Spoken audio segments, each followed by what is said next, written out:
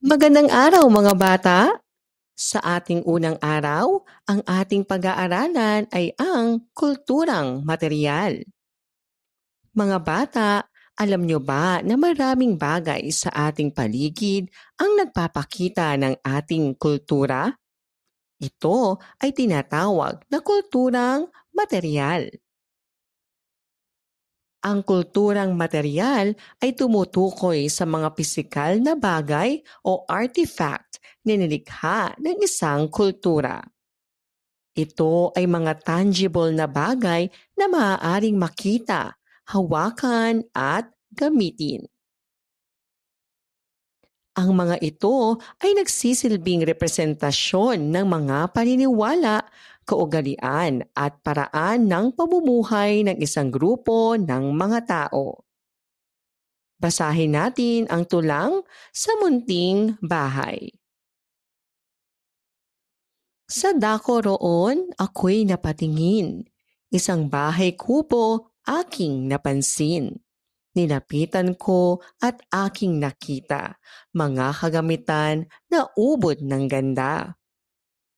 Ang salukot sa dingding ay nakasabit, kagamitang panlaban sa ulan at init. Katabi ay banig na dala ay ginhawa para sa taong kailangan ng pahinga. May palayok na gamit sa kusina kasama ang sandok, kubyertos at kutsara. May banggerahan na yari sa kahoy, tasa, baso at plato ay nakasalansan. Malalanghap mo ang pagkain kay sarap.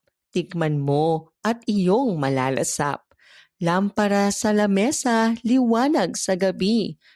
Nagbibigay ng liwanag sa bahay na munti. Ang bawat bagay na nakikita sa bahay, masasayang alaala ang bigay. Sa simpleng tahanan, ligaya ang taglay. Kulturang Pilipino ang nananalaytay. Ano-ano ang mga bagay na nabanggit sa tula? Nakakita na ba kayo ng mga nabanggit na bagay sa totoong buhay? Ano sa tingin ninyo ang kahalagahan ng mga bagay na ito? Ang mga nabanggit na bagay sa tula ay halimbawa ng kulturang materyal. Ang kulturang materyal ay mga bagay na gawa ng tao na nakikita at nahahawakan. Mga halimbawa ng kulturang materyal. Mga kasuotan, tradisyonal na damit, accessories at mga pananamit na nagpapakita ng pagkakakilanlan ng isang kultura.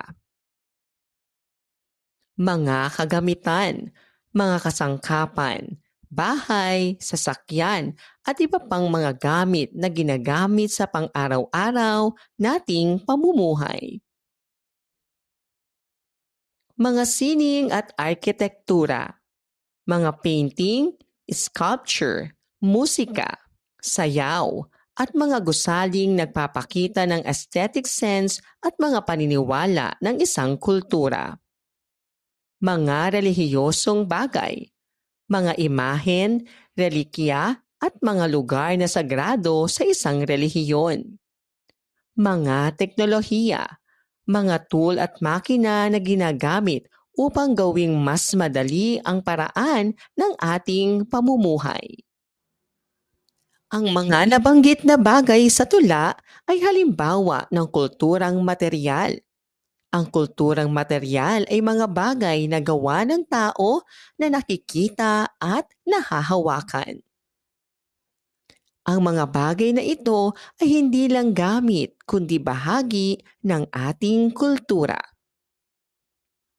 Ipinapakita nito ang kasaysayan, tradisyon at paraan ng pamumuhay ng ating mga ninuno. Hanggang ngayon, ginagamit at pinapahalagahan pa rin natin ang ilan sa mga ito. Gawin natin. Isulat ang tama kung wasto ang ipinahahayag at mali naman kung hindi.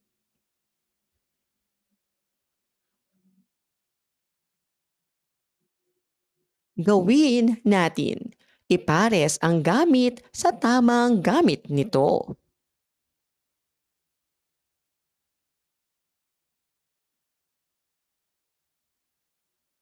Laging tandaan, ang kulturang material ay mga bagay na ginawa ng tao upang magamit sa pang-araw-araw na pamumuhay. Mahalaga ito dahil ito ay bahagi ng ating kultura at kasaysayan. Ikalawang araw, kulturang material sa loob ng paaralan.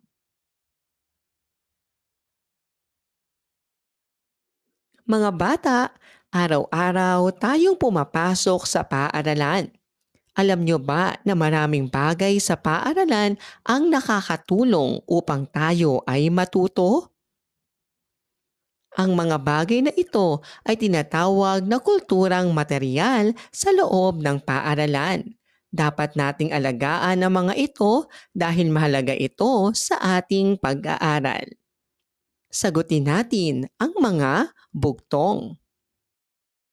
Bugtong, hawak ng guro, pambure kasama. Sa pisara ay gumuguhit ng mga letra. Ito ay tisa o chalk. Bugtong, may mukha't walang bibig, sa akin kayo tumitig. Sa loob ay may tinig, basahin ang iyong ibig. Ito ay isang libro o aklat. Saan ka man mapunta, ako'y suot mong dala, simbolo ng iyong paaralan. Sa akin, ikaw ay kinikilala.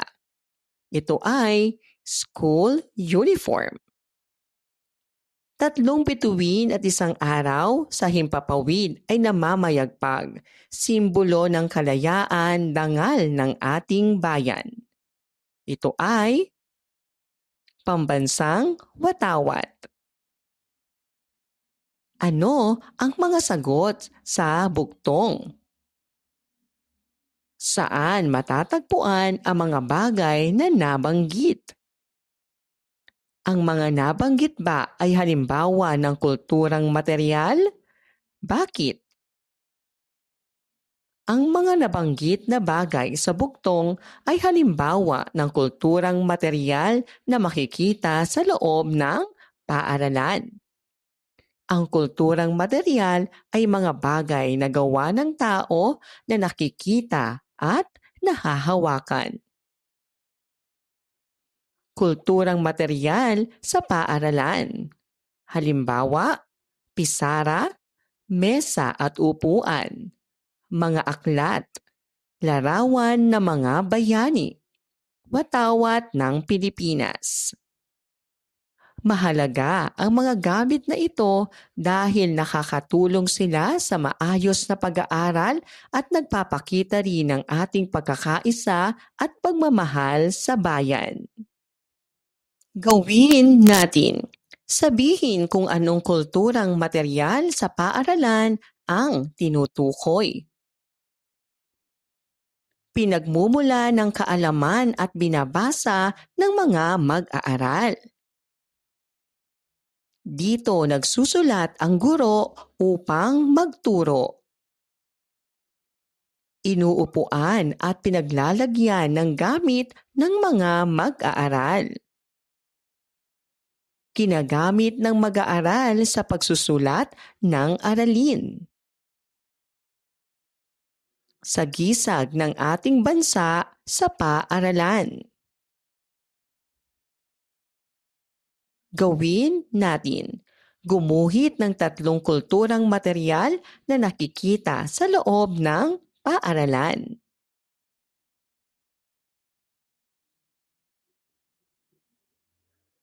Laging tandaan, ang kulturang material sa loob ng paaralan ay mahalaga sa ating pag-aaral.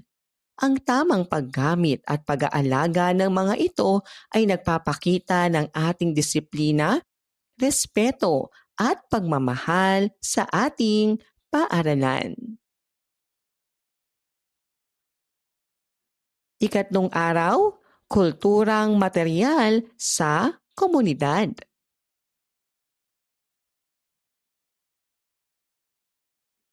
Mga bata, kapag tayo ay nasa ating barangay o komunidad, makikita natin ang iba't ibang bagay na nakatutulong sa ating pamumuhay. Ang mga bagay na ito ay tinatawag na kulturang material. Ano kaya ang mga ito at paano nakatutulong sa atin? Ano ang mga nakikita nyo sa inyong barangay o komunidad? Saan kayo pumupunta kapag bibili ng pagkain o gamit? Paano natin dapat alagaan ang mga gamit o bagay na nasa ating paligid? Ano ang kulturang material sa komunidad? Ito ay mga bagay o gamit na nilikha ng tao at makikita sa ating komunidad na nakakatulong sa ating pang-araw-araw na buhay. Mga halimbawa ng kulturang material sa ating komunidad. Pamilihan o palengke. Pinagbibilhan ng pagkain at iba pang pangangailangan.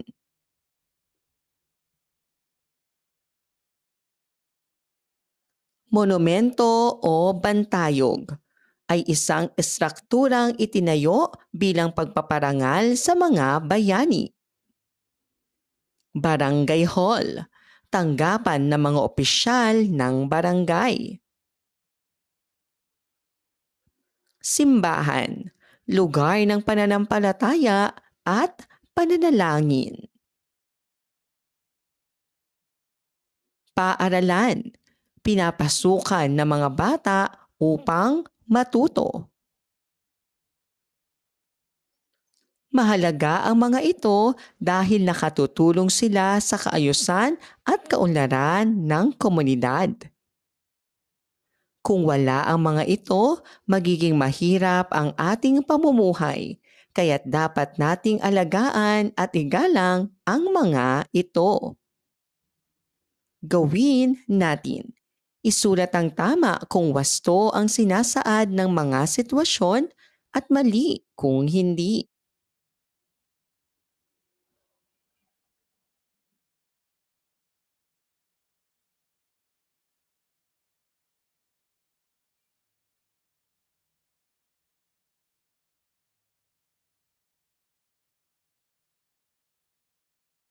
Gawin natin. Gumuhit ng isang kulturang material na nakikita sa iyong komunidad.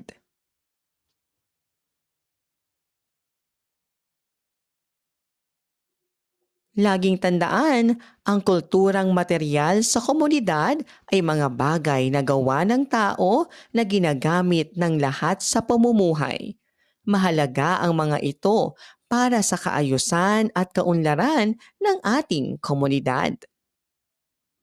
Ika-4 na araw, Museo ng Kulturang Material ng Komunidad.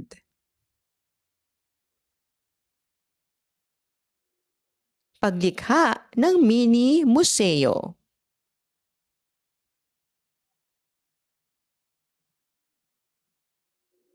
Maraming salamat po sa inyong panonood at pakikinig. Hanggang sa muling pag-aaral ng asignaturang makabansa. Paalam!